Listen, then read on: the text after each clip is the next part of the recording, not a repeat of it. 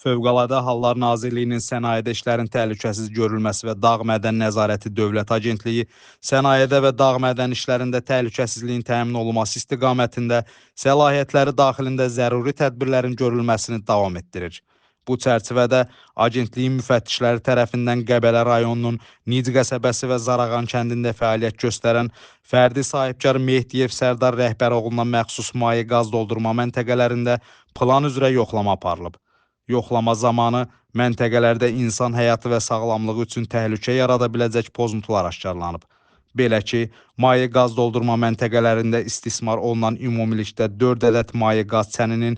daxili baxışının və hidravlik sınağının keçirilmədiyi, qoruyucu klapanların, avtoçəndən maye qazın stasionar tutumlara boşaldılması və balonların doldurulması zamanı istifadə edilən rezin boruların, həmçinin digər avadanlıqların dövri yoxlamaları barədə aktın, eləcə də məntəqələrin bina və avadanlıqlarının torpaqlama müqaviməti haqqında protokolun olmadığı müəyyən edilib. Aşkar olunmuş nöqsanların dərhal aradan qaldırılmasının mümkün olmadığı, eləcə də insan həyatı və sağlamlığı üçün yaratdığı təhlükə nəzərə alınaraq, maye qaz doldurma məntəqələrinin istismarı agentliyin əməkdaşları tərəfindən dayandırılıb və pozuntuların aradan qaldırılması üçün tərtib olunmuş aktın bir nüsxəsi sahibkara təqdim edilib.